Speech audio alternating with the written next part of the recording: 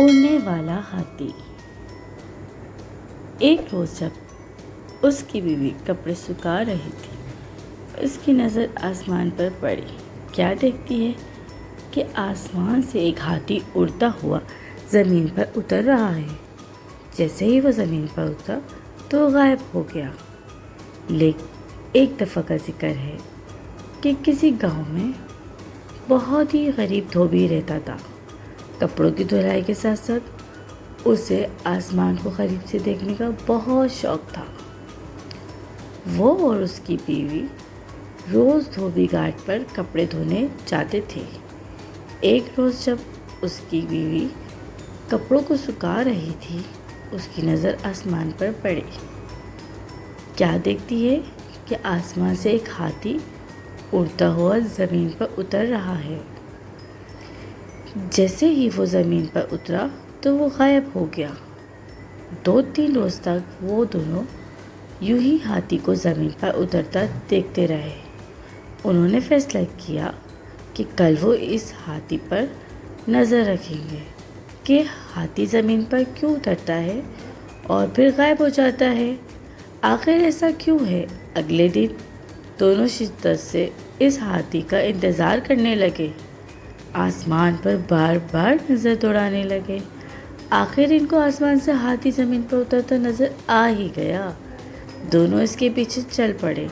ہاتھی گنے کے کھیتوں میں گھس گیا اور خوب پیٹ بھر کر گنے کھانے لگا۔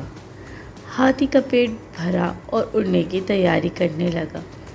جیسے ہی اس نے اڑان بھری، دونوں میاں بیوی نے بھی ہاتھی کی دم پکڑ لی اور ہاتھی کے ساتھ اڑنے لگے۔ ہاتھی آسمان کی بلندی کو پہنچا تو دھوبی کیا دیکھتا ہے کہ ایک پہاڑ ہیرے سونے کے جواہرات سے چمک رہا ہے۔ یوں لگ رہا تھا جیسے کوئی اپنا خزانہ یہاں چھوڑ کر بھول گیا ہے۔ دونوں میاں بیوی کی آنکھیں کھلی کی کھلی رہ گئیں۔ آخر ہاتھی پہاڑ پر اتر گیا۔ دونوں میاں بیوی بھاگ کر سونے پر ٹوٹ پڑے اور زیادہ سے زیادہ سونا اکٹھا کرنے کی کوشش کرنے لگے۔ رات کے بڑھتے اندھیرے سے پریشان ہونے لگے۔ انہوں نے سوچا کہ صبح ہوتے ہی وہ ہاتھی کی دم پکڑ کر زمین پر اتر جائیں گے۔ آخر صبح ہوئی اور ویسے ہی کیا۔ زمین پر اترے اور اپنے گھر کی طرف رواں دواں ہو گئے۔ ایک غریب دھوبی جو روز بروز امیر ہوتا جا رہا تھا، اس کو دیکھ کر سارا گاؤں حیران و پریشان ہو گیا کہ اچانک ایسا کیا ہوا کہ دھوبی اتنا امیر ہو گیا ہے۔ گاؤں کے لوگ دھوبی کے پاس آئے اور اس کے یوں اچانک امیر ہونے کا راز پوچھنے لگے۔ دھوبی ان کو کچھ نہ بتاتا۔ ایک دن دھوبی کسی کام سے شہر سے باہر نکل گیا۔ اس بات کا فائدہ اٹھاتے ہوئے ان کی ہمسائی دھوبن کے پاس آئی اور باتوں باتوں میں خزانے کا راز اگلوا لیا۔ رات کو جب دھوبی واپس آیا تو دھوبن نے سارا ماجرا بتایا۔ دھوبی کو اپنی بیوی کی اس حرکت پر بہت غصہ آیا، مگر اب بات ہاتھ سے نکل چکی تھی۔ صبح سارا گاؤں دھوبی سے مدد مانگنے آ گیا کہ وہ ان کے ساتھ کھیتوں میں چلے اور ہاتھی کے ساتھ خزانے تک پہنچانے میں ان کی مدد کرے۔ یہ سب سننے کے بعد دھوبی کے دل میں لالچ پیدا ہوا کہ وہ ان کے ساتھ جا کے اور خزانہ اکٹھا کر کے لائے گا۔ یہ سوچ کر وہ ان کے ساتھ جانے کے لیے راضی ہو گیا۔ اگلی صبح سارے گاؤں والے کھیتوں کی طرف نکل گئے اور آنکھیں آسمان پر جمائے بیٹھے تھے۔ ہاتھی زمین پر اترا اور گنے کھانے لگا۔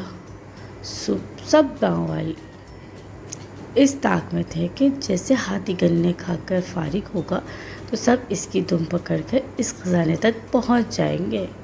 جیسے ہی ہاتھی اڑنے لگا، سب نے اس کی دم پکڑ لی۔ دھوبی سب سے آگے اس کی دم پکڑے ہوئے تھا اور یوں اس کے پیچھے ایک لمبی قطار میں پورے گاؤں والے ایک دوسرے کو پکڑے اڑتے چلے جا رہے تھے۔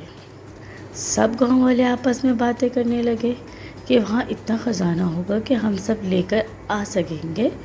کسی نے کہا خود سے سوچنے سے اچھا ہے کہ ہم کیوں نہ دھوبی سے پوچھ لیں۔ ایک گاؤں والے نے پوچھا کہ وہاں کتنا سونا ہے؟ دھوبی خزانے کی لالچ میں گاؤں والوں کے ساتھ چل دیا تھا۔ دم کو چھوڑتے ہوئے ہاتھوں کو پھیلا کر کہنے لگا، اتنا زیادہ یہ کہنے کی دیر تھی کہ سب کے سب زمین پر گر پڑے اور ہاتھی مزے سے آسمان میں اپنی اڑان بھرنے لگا اور گاؤں والوں کو ان کی لالچ کی سزا مل گئی۔